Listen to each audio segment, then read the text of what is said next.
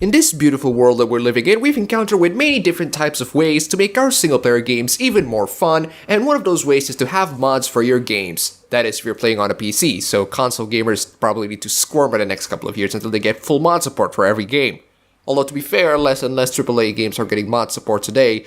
What's going on with that? Anyway, today's article is an interview. It's an interview of a modder from Stardew Valley, a game that I like, but it's been a while since I play it, and only my brother and sister play it a lot because they're the ones who love Harvest Moon, not me. What is a mod that deserves an interview from a gaming website? Is it a game-changing mod that reshapes the game from the ground up into a new thing like the Nameless mod? Is it a conversion mod like Synergies? Is it an overhauled user interface that makes everybody on the entire world thinks Bethesda is a bunch of lazy cunts? You guessed it! None of those. Instead, the mod that will get full attention from Rock Paper Shotgun is a mod that changed a couple of words into something more gender neutral. What? The modder's making the game more gender diverse. Yes, apparently Rock Paper Shotgun gives an interview to a mod that literally changes a couple of words into a more gender neutral one. Now, I'm not criticizing the existence of this mod or the creators of this mod, absolutely more power to them. I am, however, criticizing Rock Paper Shotgun for selecting this mod for coverage. I mean, good God, looking at Stardew Valley Nexus, there are so many things that you could cover, but you chose this one instead. Why? Let's find out. Hannah just wanted to be a farmer. Not a male farmer, not a female farmer, just a farmer that didn't have to suffer NPC after NPC lumping them into one gender or the other. Well, the problem is you have to select your gender in the game eventually. Again, I'm not criticizing the modder here, I'm criticizing the idea that you're not feeling comfortable with people using gendered words. They do that all the time, and if you're gonna tell everybody to just avoid using them all entirely, you might as well nuke the entire country. Because that is one hell of a difficult demand to have. Hannah's hope rose with the release of Stardew Valley, but after jumping into the farming sim, they discovered it offered only male and female gender identities, with he or she pronouns to match. As someone who identifies as non-binary, Hannah couldn't help but to be disappointed. And instead of complaining on Tumblr, Hannah actually made the mod. Hey, that's 1,000 degrees better than your typical Tumblr, right? I've almost come to expect little to no representation, says Hannah. Being able to play a character that is different from myself is fun and interesting, but playing one true to myself I find often is more fun. It feels more real if you are in the world rather than just an observer playing a person in that world. I disagree with you on there. I always chose someone that is not me because I'm just boring in real life. That, and if I literally put myself in every RPG ever, I would probably shit my pants, run away, and just cry in the corner hoping that nobody told me to get back in the robot. Shinji's a lot more relatable in that respect.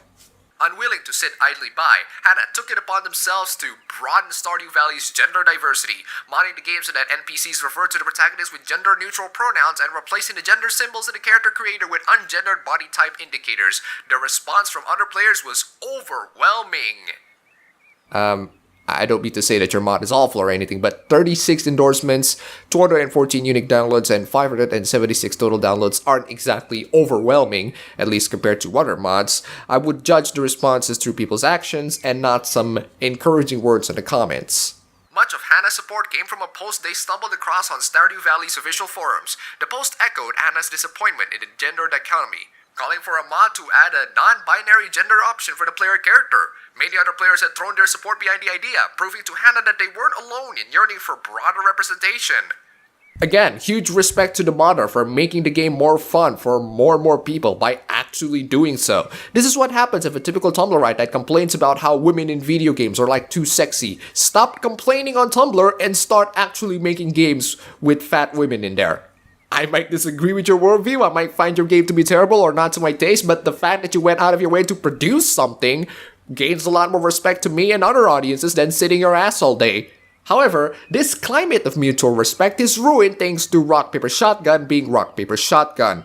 When games attempt to portray non-binary characters, they can often do more harm than good, whether it be the casual transphobia level at Erica in Catherine, or the disgusting slurs hurled at transgender NPCs in GTA 5. Non-binary characters continue to suffer prejudice and discrimination under the lazy guise of humor.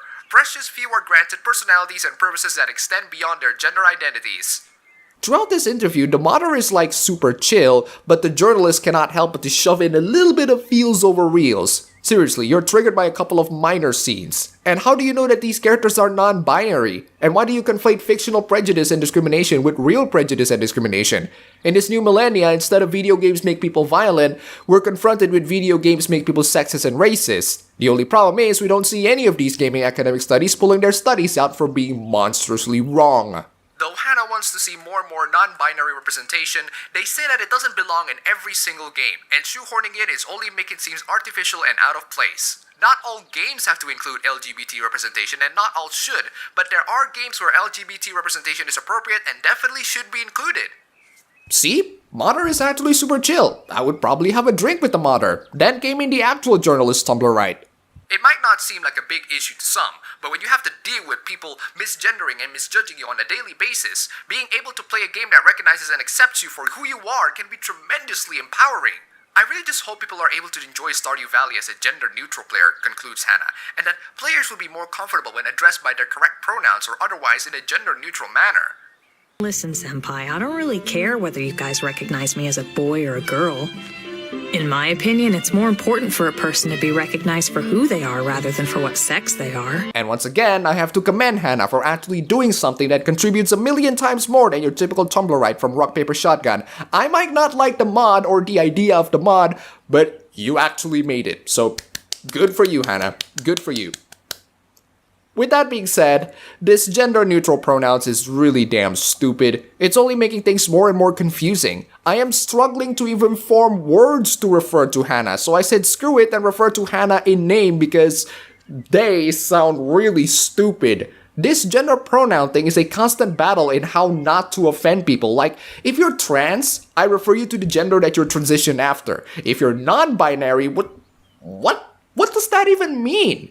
I'm sorry, but if one of the essential lessons that appear in the book of How Not to Offend You 101 is to twist the English language into Tumblr speak, I'd be better off sticking my tongue in a hornet's nest. That or stop being offended. You can't always change the world and bend and shape it into what you will.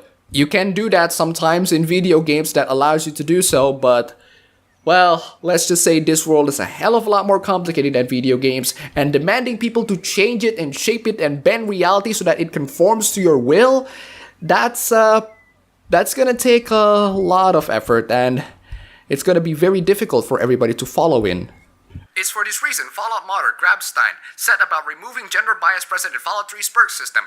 Grabstein's mod allows characters of any gender to pick the Black Widow and Lady Killer perks, which gives you a 10% damage bonus in combat with men and women respectively, as well as adding a new perk, Charismatic, that boosts the player's attraction to both genders regardless of their own. Free of arbitrary gender norms, Grabstein could finally roleplay a character that felt true to themselves. Wait. So, the Black Widow and Lady Killer perks in Fallout are gender biased, and therefore it's sexist and discriminatory. And what does the charismatic perk even do? Boost player attraction? There's no romance system in Fallout 3, so it's a perk to raise your charisma? That can be done with the intense training perk or wearing a hat that boosts it. Mods like Hannah and Grabsteins allow games to tell more personal stories, ones that we can better identify with. The more of ourselves we see in our digital avatars, Hannah and Grabstein say, the more intimate our connection with their plight. Nah, not really. I identify more with character personalities instead of their race or gender or sexual orientation. I can have a video game that lets me play as a trans black lesbian, and I can probably relate to the trans black lesbian if the story is good. Even Hannah said that the writing is still important in the end. While mods can do great things, they're limited in parts of the games that are hard-coded or otherwise beyond the reach of modders. In Grabstein's opinion, the best way to improve non-binary representation in games is to first improve it in the industry itself. There's still far too many cis or cisgendered in charge of the gaming community who don't take others to account, they say. Almost every point of view in gaming is from a male perspective. We require more types of people in the game design field, period. Almost every point of view in gaming is from a male perspective?